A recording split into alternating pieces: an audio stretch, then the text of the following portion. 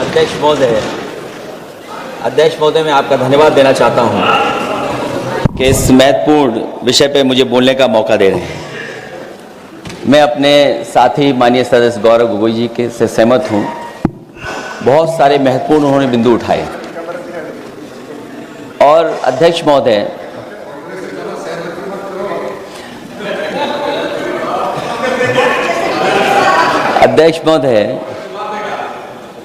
मुझसे ज़्यादा मेरे रिश्ते शायद हमारे विपक्ष के लोग ज़्यादा जान रहे हैं और जितना विपक्ष के लोग नज़र रखेंगे मैं समझता हूँ उतना रिश्ते और मजबूत हो जाएंगे। अध्यक्ष महोदय, मैं आंदोलन को बहुत दूर से देख रहा था और उस आंदोलन में जो जीत के बाद नारा लगा, एक नारा लगा अध्यक्ष महोदय, सरकार के खिलाफ नारा लगा कि सरकार को ये अहंकार था कि सरकार झुकती नहीं है, लेकिन उन्हीं नई पीढ़ी के लोगों ने ये वो नारा दिया कि झुकाने वाला चाहिए, सरकार भी झुकती है और सरकारों को झुकाना भी नौजवानों को आता है। सरकार झुकी और स्वीकार किया उन्होंने। जो करोड़ों नौजवान जो मांग कर रहे थे कि सबसे पहले जो मंत्री जी हैं वो इस्तीफा दें, और बिंदु दूसरे अलग हैं जो हम लोगों को जानकारी में मिल रहा है। अध्यक्ष महोदय, सरकार हर विषय पे स्वीकार किया है, लेकिन पता नहीं अध्यक्ष महोदय ये बात समझ में नहीं आ रही है कि सदन में उन आश्वासनों को क्यों नहीं रख रही है सरकार, जो सहमति बनी है। और उसके बाद अध्यक्ष महोदय, हम लोगों ने देखा कि जब मंत्री जी लौटे हैं, मंत्री नहीं रहे, उसके बाद सदन के बाहर उनका स्वागत किया गया। अध्यक्ष महोदय, जो स्वागत हुआ उसके लिए हमें कोई शिकायत नहीं है, लेकिन माननीय सदस्यों को कितनी बड़ी राहत मिली होगी, कितने बड़े संकट से बचाया उन्होंने। एक प्रधान जी को हटा करके प्रधानमंत्री बचा लिया आपने। और ऐसा अध्यक्ष महोदय आंदोलन किसी ने नहीं देखा, जिस आंदोलन में नई पीढ़ी के लोग, कम उम्र के लोग निकल करके आ गए और जो नारे दिए गए।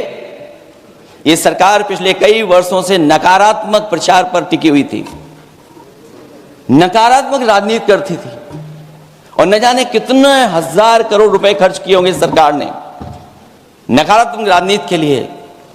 लेकिन नई पीढ़ी को मैं बधाई देना चाहता हूं, उनके मनोबल को और उनकी एकता को, और जिस तरीके से उन्होंने प्रचार किया, अंततः सरकार को झुकना पड़ गया। भाजपा वचन नहीं देती, जुमला देती है। तो मुझे उम्मीद है कि सभी युवा नौजवानों का जो मांग की है उन्होंने, उन सभी मांगों को सरकार स्वीकार करेगी। और सरकार ये भी स्वीकार कर लिया होगा कि कोई दल मजाक में बना तो कितनी बड़ा दल बन गया।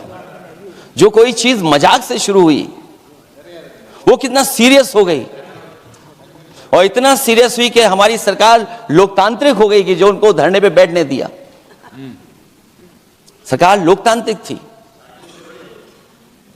कि उन्हें धरने पर बैठने दिया। हमने वो भी समय देखा है कि जहां पर धरने पर नहीं बैठने दिया, वर्षों वर्ष लोग बैठे रहे धरने पर, उनकी सुनी नहीं गई।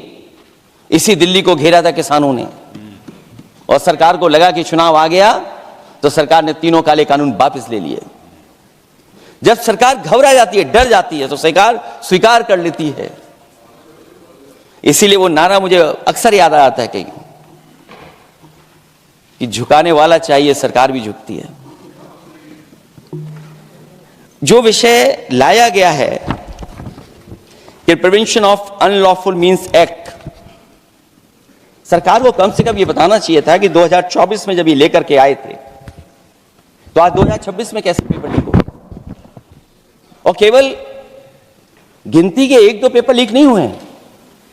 ये ऐसा आंदोलन रहा जिसमें मां बाप और नई पीढ़ी के लोग सब जुड़ गए। अगर हम ये माने कि 20 लाख बच्चों ने परीक्षा लिखी थी और उनके घर परिवार के सदस्यों को हम इसमें जोड़ दें, दादा दादी, माँ बाप और परिवार का कोई सदस्य, तो 5 लोग प्रभावित थे। और 5 गुणा 20, 1 करोड़ लोग नाराज हुए सरकार से। और अक्सर हम पॉलिटिकल लोग हैं, हम लोग जानते हैं जब कभी आंदोलन करते हैं तो कितनी तैयारी करानी पड़ती है, गाड़ियों का इंतजाम, खाने का इंतजाम और इंतजाम। लेकिन ये पहला आंदोलन देखा कि जिसमें माँ बाप भी जुड़ गए और कहा कि जाओ बच्चों आंदोलन करो, हम आपके साथ हैं। ये पहला आंदोलन सर देखने को मिला है। और केवल दिल्ली में नहीं हुआ ये, केवल दिल्ली में नहीं हुआ ये। अगर ये बात गलत है, अगर ये बात अध्यक्ष महोदय गलत लग रही है तो देश के होम मिनिस्टर साहब को ले आइए, वो सब एक्सप्लेन कर देंगे।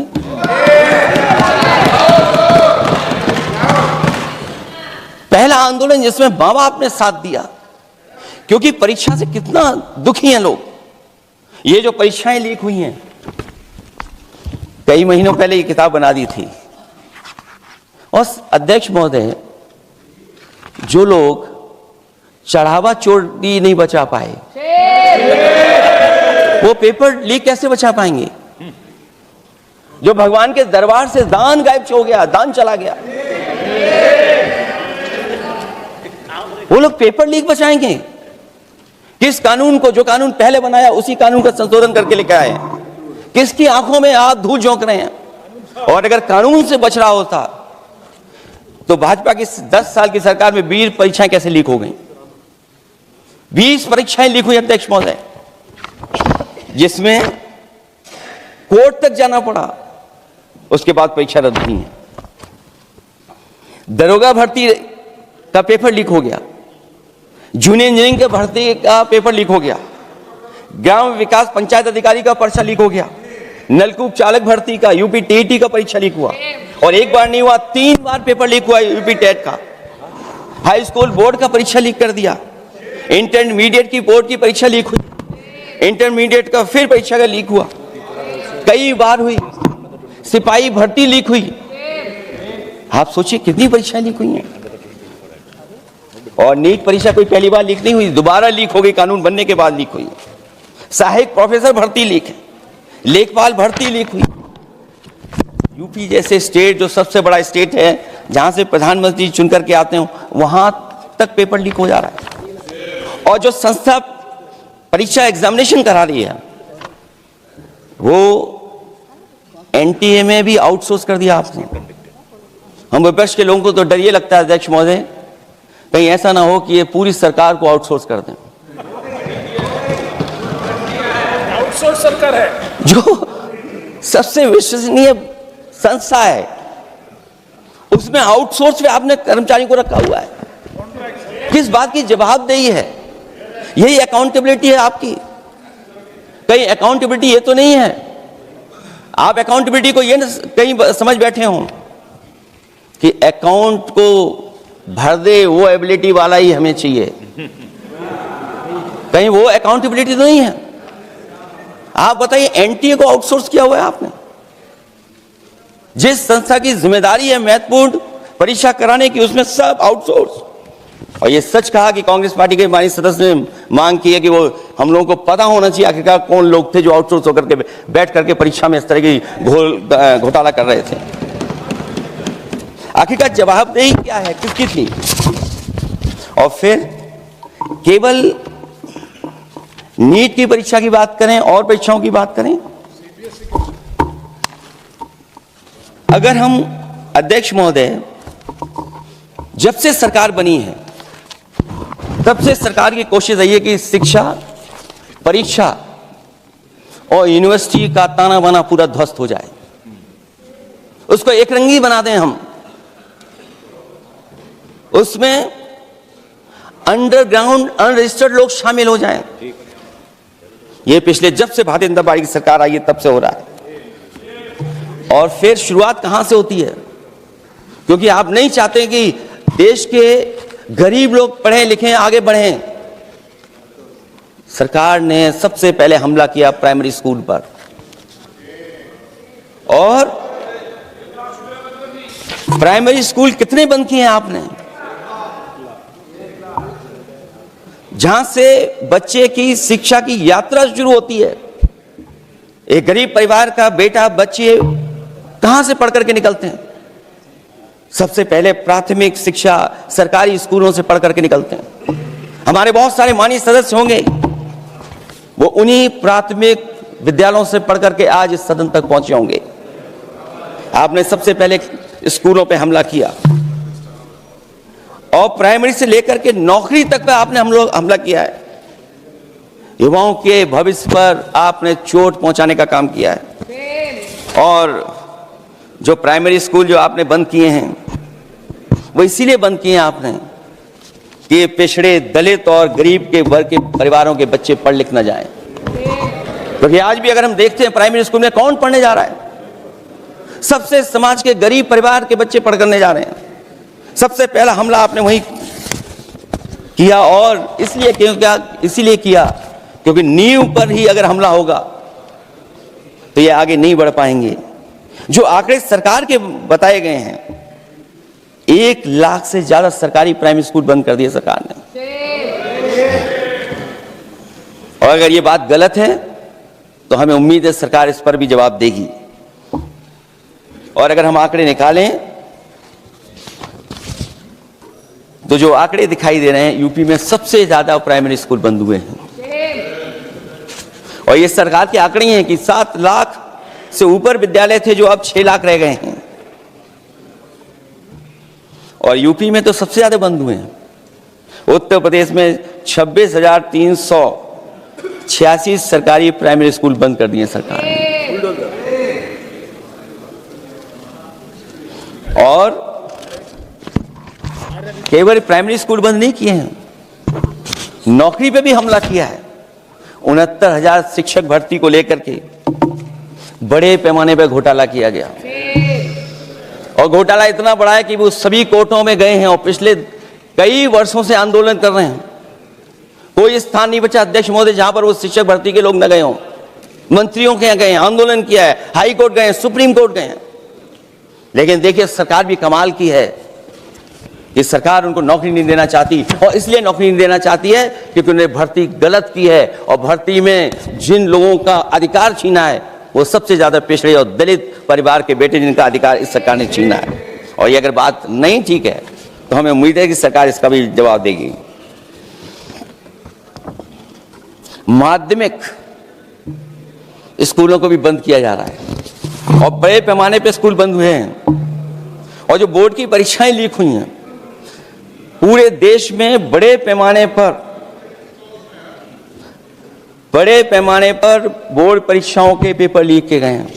अध्यक्ष महोदय, हम जानना चाहते हैं कि आखिरकार 10वीं और 12वीं के पेपर लीक क्यों हो रहे हैं? 10वीं और 12वीं के पेपर लीक क्यों हो रहे हैं? इसके लिए अगर कोई सरकार के पास जवाब हो तो बताएं।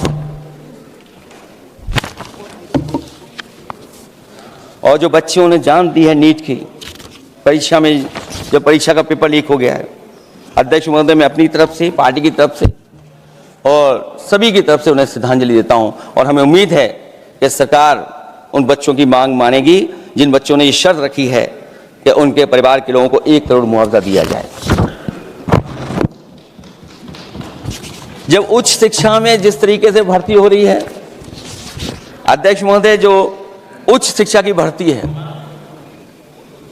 उसमें जो अपॉइंटमेंट हो रहे हैं उनके बारे में तो क्या चर्चा करें कि जब संस्था पे सबसे ऊपर बैठा व्यक्ति ही अन्याय करेगा तो पूरी संस्था में अन्याय होगा। जब से ये सरकार आई है, जो बड़ी बड़ी संस्थाएं हैं उन सब संस्थाओं में एक रंगी लोगों को बैठा करके उन संस्थाओं को ध्वस्त करने का काम कर रहे हैं। और न केवल उन संस्थाओं को खराब कर रहे हैं, बल्कि अध्यक्ष महोदय, उत्तर प्रदेश में एक स्वतंत्र सेनानी, उनके नाम पर यूनिवर्सिटी बनी, मौलाना जौहर यूनिवर्सिटी बनकर के तैयार हो गई। इन्होंने कोई सरकारी यूनिवर्सिटी नहीं बनाई। और अगर कोई प्राइवेट यूनिवर्सिटी बन भी गई है तो उसको भी हथौड़ा लेकर के तोड़ने की तैयारी कर रहे हैं ये लोग। ये नफरत की राजनीति कहां लेकर के पहुंचा देगी। और जब से बीजेपी की सरकार आई है तब से नफरत की राजनीति और दूसरे लोगों के साथ किस तरह का व्यवहार हो रहा है, उन्हें कहीं भी न्याय तक नहीं दिला पाई सरकार। और जब नौकरी की बात आ जाए तो अध्यक्ष महोदय, अग्निवीर भर्ती में भी जो हर साल में कितनी भर्ती होती थी, कभी 80,000 भर्ती हुआ करती थी, अब भर्ती केवल 10,000 हो पा रही है। आखिरकार अध्यक्ष महोदय, सरकार नौजवानों की पढ़ाई और नौकरी पे हमला क्यों कर रही है? और नौकरी पे हमला क्यों हो रहा है? जब आप ये कहते हैं कि हमारे नौजवान हमारी डेमोग्राफिक डिविडेंड बन करके आए हैं, कहीं यही नौजवान हमारी आपदा न बन जाए, इसके बारे में भी सरकार को सोचना चाहिए। और मैं ये जरूर कहना चाहता हूं कि अध्यक्ष महोदय, अगर शिक्षा अच्छी होगी, परीक्षा सच्ची होगी, तो तरक्की भी पक्की होगी। और ये तरक्की नहीं चाहते हैं, इसीलिए शिक्षा पर और परीक्षा पर हमला कर रहे हैं। मैं इन्हीं शब्दों के साथ अध्यक्ष महोदय आपका धन्यवाद देता हूं। और जो बिल लेकर के आए हैं आप, बिल तो 24 में भी लेकर के आए थे आप, जो 24 में बिल लेकर के आए थे, उसके बाद नीट परीक्षा का पेपर लीक क्यों हो गया, ये आप बता देना मंत्री जी। आपको एक कानून बनाने के बाद दूसरा कानून बनाना पड़ रहा है, ये क्या वजह है? और आपको मंत्री जी का स्वागत इसलिए करना पड़ रहा है कि आपको संकट से बचा लिया। और अगर अखिलेश जी तो समाजवादी है, मैं पूछना चाहता हूं कि छात्रों का आंदोलन के बाद सरकार उनका बात सुन के पार्लियामेंट में बिल लेके आता है, ये अच्छा है? या जो आंदोलन होता है तो उसको कुचलने के लिए देश में इमरजेंसी लगा देता है, वो अच्छा? आप बता दीजिए। अध्यक्ष